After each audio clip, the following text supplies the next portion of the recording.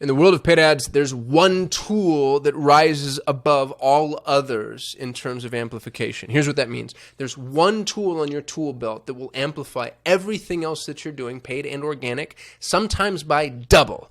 And that tool is remarketing. Remarketing.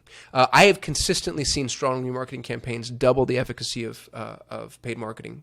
As a matter of fact, my business is a perfect example of that. Our cost per lead used to average about $500. And when we ran remarketing campaigns to a company, our normal campaigns, it cut it into half. It's sub $250. It's an amazing ability to move the needle without much cost. That's what's really cool is remarketing campaigns are effectively free in some instances because you don't pay unless somebody clicks and you want them to click. Or if you do pay, you're paying the lowest CPMs available inside of that ad network.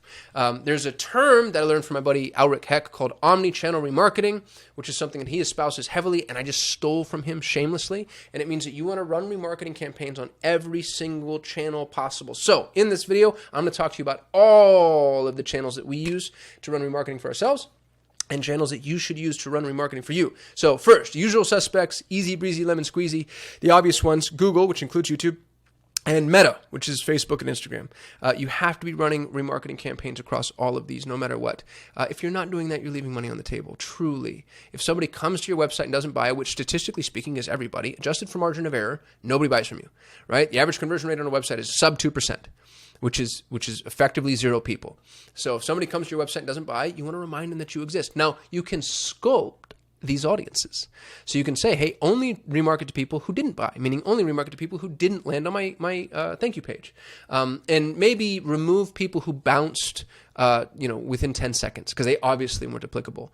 Or maybe prioritize people that want my pricing page or my demo page. So you can sculpt these audiences, but make sure you're running remarketing on the Google network and the Meta network no matter what. Number 2, especially if you're B2B, is LinkedIn. LinkedIn, 41% of millionaires use LinkedIn according to SourceCon. The nice thing about LinkedIn is it's effectively a blue ocean. It's much smaller than Google and Meta, but the LinkedIn users actually really engaged. And I learned this the hard way, kicking and screaming. This was recommended to me by my friend Christine Marie. She said, don't sleep on LinkedIn. I said, you're crazy. LinkedIn is just, the place where people go to spam me in Messenger.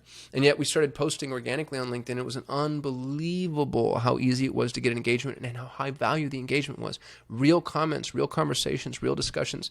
LinkedIn is taking the place of what Twitter used to be in a lot of ways. And so people using LinkedIn are going to be exposed to your remarketing ads. So make sure that you use LinkedIn remarketing because very, very, very often you're marketing in a silo. Next up, TikTok. Tickety-tock. We're part of a beta program with TikTok where we're using TikTok in order to amplify other marketing channels. Remarketing on TikTok is an absolute no-brainer.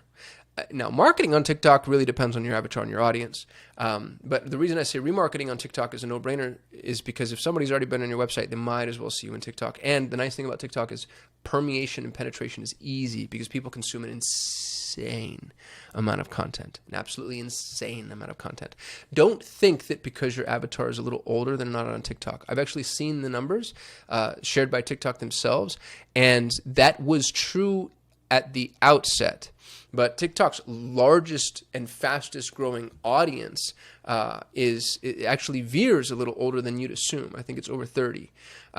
So use TikTok. And again, from a remarketing perspective, it makes all the sense in the world because you're only going to remarket to users who've actually already been on your site. So it doesn't cost you anything if there's nobody to market to, then you just don't pay. Same thing with Snapchat, which is next up on my list. Snapchat is... it's not the darling that it once was, but it has strong contingent of traffic. And the benefit of remarketing on Snapchat is it costs you nothing. Like that is super, super cheap traffic. Same thing with Pinterest. Pinterest has super small numbers, but they're mighty. They're small but mighty. And people in Pinterest are super engaged inside of Pinterest, and they spend a lot of time in Pinterest, and they take ownership over their space. You'll notice certain profiles are like that. certain social networking sites and content sites are like that. People really assume ownership over their Pinterest spaces, their Instagram spaces, but not quite as much over their Facebook profiles or their LinkedIn profiles, let's say. And I think a lot of that has to do with the UI, how customizable the UI is, obviously. But because people are so heavily engaged inside of Pinterest, the time in the site is pretty high for the average user. So they spend a lot of time in app, and it's a great place for them. You're it's neuroassociation. They're seeing your brand, your face, your logo, your products, your website, whatever, and that helps you hit those 500 touches that we have to hit. Next up is Twitter. Don't sleep on Twitter. Building a community is one of the strongest things you can possibly do, and then exposing that community to your message, especially if somebody's already expressed interest, is very powerful. And again, Twitter traffic is so cheap. I think we max out our Twitter remarketing capabilities at like $150 a month or something insane, and I spend $200,000 a month in ad spend. So it's unbelievable how many people you can get out in front of inside of the Twitter ecosystem. Next up would be Reddit. Smartest people in the world are Reddit. Smartest people in the world are on Reddit, I should say. The smartest people in the world are on Reddit. They're also the meanest and most immature. But they're brilliant, and if your customer base is on Reddit, then meeting them where they are can be really, really helpful.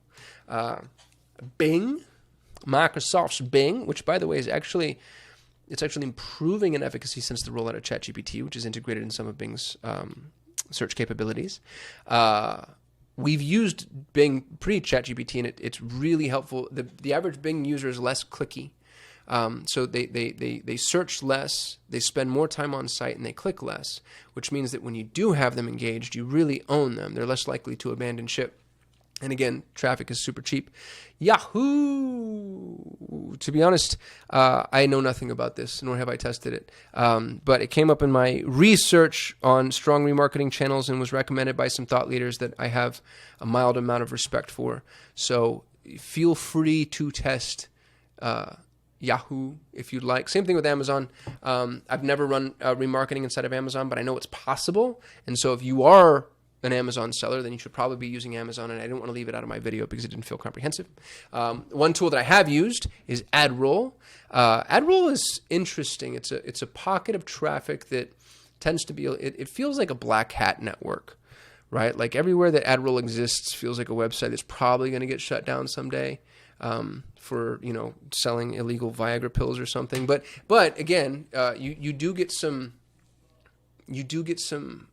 Because it's remarketing, you get some really honest shots at getting back in front of people that were interested. And again, the traffic is super cheap, worth trying.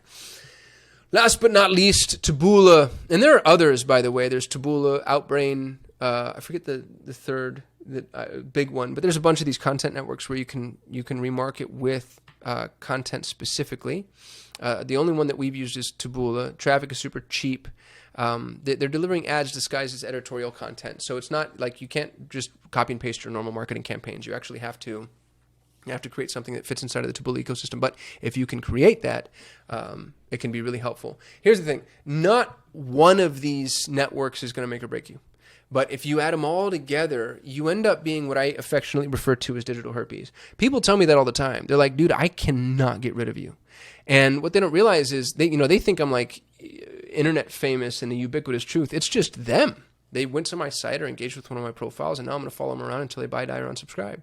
And you can do the exact same thing, and you can do it for not nearly as much money as you think. And because of the amount of money we spend driving traffic, and that just doesn't mean paid traffic, by the way. Even if you're not driving paid traffic, if you have a podcast or a YouTube channel, you're having into social or organic, you're still spending money, right? Time is money, money is money. And getting people to the site and then having them not convert is a travesty. Remind them that you exist. With some of these networks, you can follow people around for years. So, give yourself that opportunity. You've probably, if you've been following me for any length of time, heard me talk about the 500 touch rule. People think it takes 7 touches before somebody's ready to convert. Google did a multi-year, multivariate study that showed it takes 20 touches for a candy bar and up to 500 touches for an airline ticket, which means that chances are what you're selling is either as complex or more complex than an airline ticket, which means you need to get in 500 touches in front of that person. And really the only way to do that effectively is with remarketing. And 500 might be mildly hyperbolic depending on, even though it's data driven from Google, depending on the industry that you're in. but let's say it's 50, right? Or 20. Remarketing is the path. This is the way. So I'd love to know if you have remarketing channels that I missed, or you've tried the 2 remarketing channels that I mentioned and haven't tried, which are Amazon and Yahoo. I'd love to know any pro tips you have, or advice, tips, tricks, hacks, best practices, etc. Otherwise, if I've provided you any level of value, like, comment, subscribe, press those buttons, and I'll see you tomorrow.